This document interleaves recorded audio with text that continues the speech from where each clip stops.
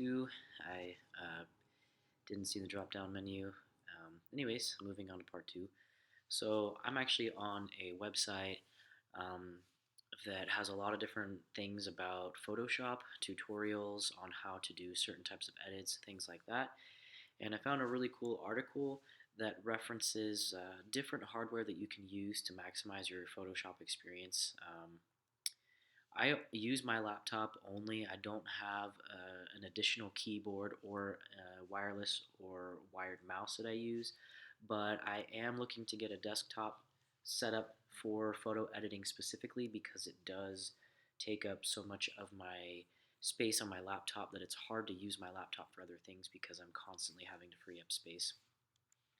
Um, but this website's really cool. It gives you a couple different suggestions on keyboards and mice and things like that. But I wanted to focus on the mice that it's talking about. Um, and on this website, they recommend to use a gaming mouse because of all of the different features that gaming mice have. They're extremely capable, and it's really important that you have a mouse that's responsive when you're using Photoshop. Um, you don't want something that's going to be glitchy. You don't want something that has a low polling rate so that the mouse isn't as responsive as you need it to be. Um, so just looking in here, it goes over some of the reasons why you want to use a gaming mouse for Photoshop. Um, Obviously, a higher DPI, dots per inch, is something that you want to look for gaming or for Photoshop.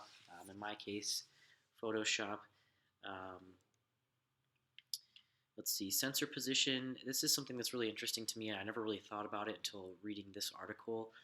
The sensor position can vastly impact the way that you hold your hand and the way that you move the mouse. So if it's located in the front of the mouse, in the center, or in the back, um, that might be something to look for if you're looking to replace a mouse and you want something that has a similar feel. Look to see where the sensor is located. That might help you make a decision on what kind of mouse you want to buy. And then, of course, polling rate is something that I think is extremely important. The higher the polling rate, the more responsive your mouse is going to be. And I think a lot of people would say that that's a big thing. I experience this at work quite a bit. We have pretty low end wired mice there on our desktops. And there's plenty of times where I go to click something or I go to move a page or a tab and it lags quite a bit and it takes a few seconds to catch up. And when you're doing work in Photoshop where every second and every grab and every action that you're doing is extremely important, you want to have a mouse that can keep up with that. So I think polling rate, DPI, sensor position, things like that are extremely important. And I think that this website's definitely reliable. I use it for quite a bit. They're experts in the field, and so I definitely look for their advice and value their advice.